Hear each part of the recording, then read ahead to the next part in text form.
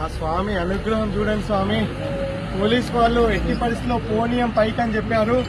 నిజంగా ఈ రోజు ఒక గొప్ప అదృష్టం మాతోని మా చంద్రశేఖర్ పిల్లయ్య గారు, గవ్య సిద్ధ వీరందరూ వచ్చి పోలీస్ వారితో ఎగ్జిక్యూటివ్ ఆఫీసర్ తో మాట్లాడి ఈ రోజు ఈ అమ్మకు పైకి ఎక్కడానికి అనుమతి వచ్చింది స్వామి.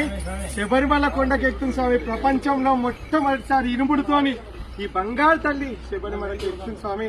అయ్యప్ప, ప్రతి ఒక్కరిని నేను శబరిమలతో ఇక్కడ మీ అందరికి కూడా రిక్వెస్ట్ చేస్తున్నాను, దయచేసి ఈ గోమాతను కాపాడదాం, గోరక్షణ. ఎందుకంటే దేశం వ్యాపకంగా అభం శుభం తెలియని ఈ గోవులు దాదాపు 50,000 నుంచి 1,00,000 ఆవులు అతి కిరాతకంగా చంపేస్తున్నారు. ఈ గోవు లేకపోతే మన మనుగడ లేదు. ఈ గోవు లేకపోతే సనాతన ధర్మం లేదు. ఈ గోవు లేకపోతే ఈ భూమి లేదు.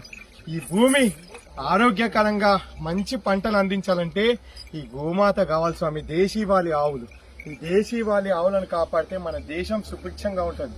ఈ ఆవుకు మతం లేదు, ఓ కులం లేదు, ఈ పార్టీ లేదు. ఈ ఆవు అందరిది. ఈ ఆవు బాగుంటే విశ్వం బాగుంటుంది స్వామి.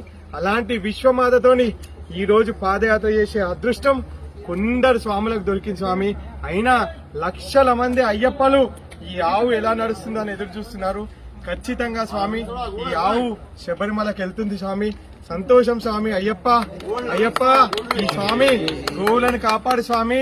మాకింత భాగ్యాన్ని ఇచ్చినందుకు మా జీవితకాలం దాదాపు 32 సంవత్సరాలుగా అయ్యప్ప దీక్ష చేస్తున్నాం స్వామి. ఏది కోరుకుంటే నా స్వామి అది ఇచ్చిండు.